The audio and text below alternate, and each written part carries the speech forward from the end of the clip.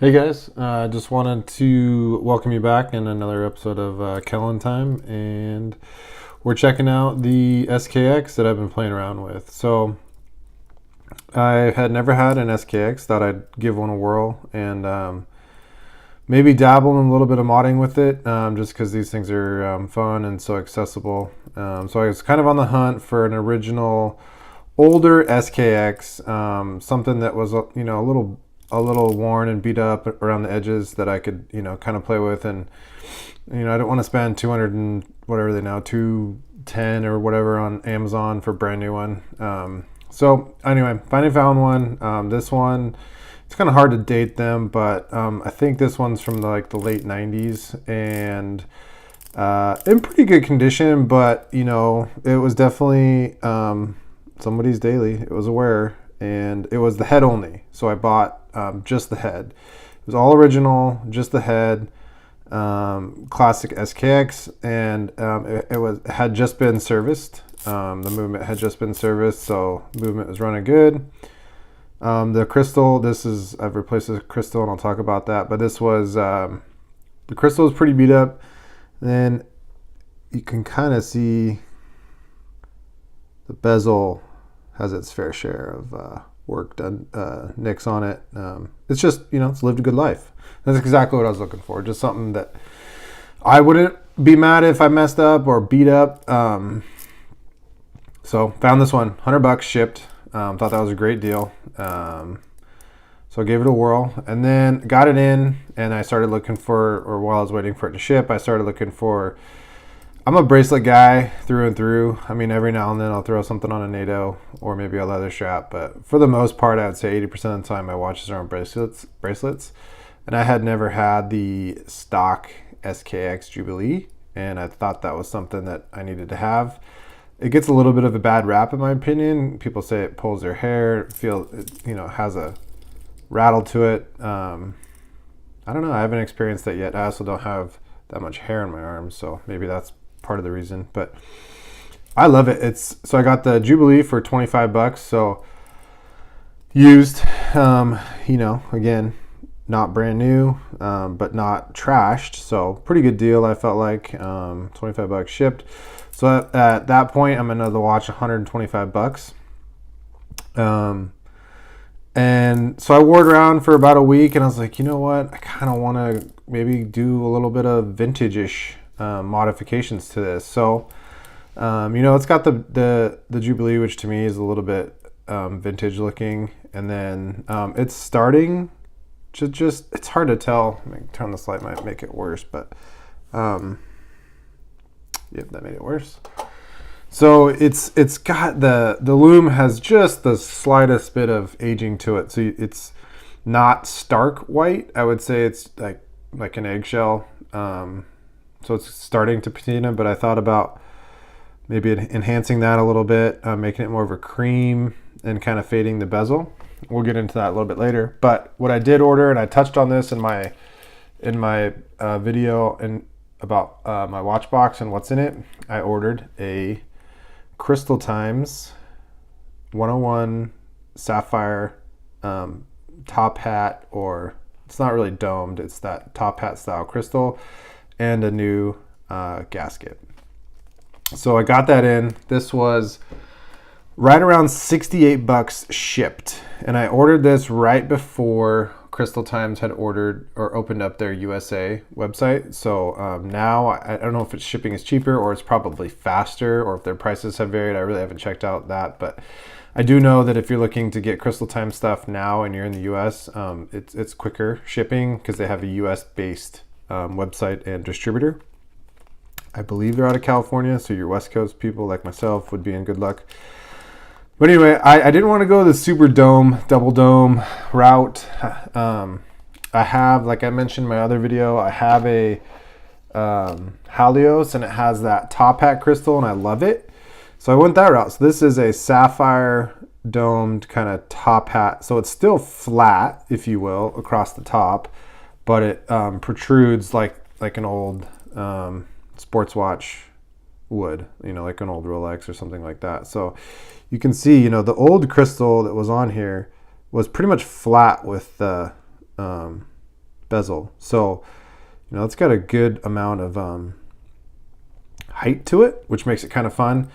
And it really, I mean, and then again, the other thing I'll say is this is the crystal with clear AR on the underside of the crystal, nothing on the top side. I've heard that can scratch or wear off, so I didn't want the blue tint or blue kind of look to it. So this is a clear AR Sapphire, which is pretty fun, pretty bulletproof, but it has that vintage look. And you can see if you start looking towards the chapter ring, it really kind of throws some distortion when you are looking towards the far edge, which gives it a fun kind of look. So I got the crystal in, and I was contemplating doing it myself. I like to tinker on things. I work on cars all the time. You know, fairly mechanical with basic stuff. You know, can do brake jobs and replace a radiator, and you know, essentially bolt on or stuff like that. I probably wouldn't go to the lengths of like fixing a transmission or rebuilding an engine, but probably could do it if I had the knowledge or the book. So I thought, you know, how hard could it be to do a crystal?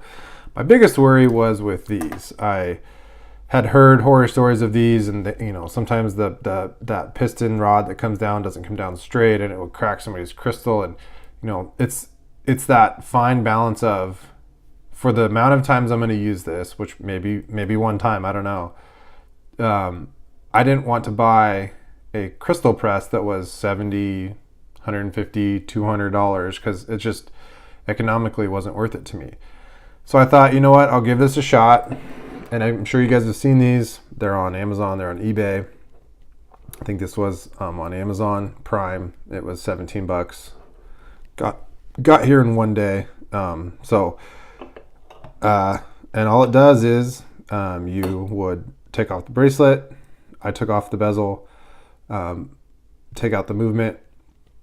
It literally takes you 5 minutes. It's one release lever. After you unscrew the crown, release it, movement drops out the back with the dial and hands all one piece. And then you support the watch and essentially get the right size die to have one on the outer side and have one that fits through the back, and pop the crystal, pop that way. Crystal comes right out. There's tons of videos on it on YouTube. I'm sure you guys have seen them. If you haven't, just look it up. Mark from Long Island Watches has a good one.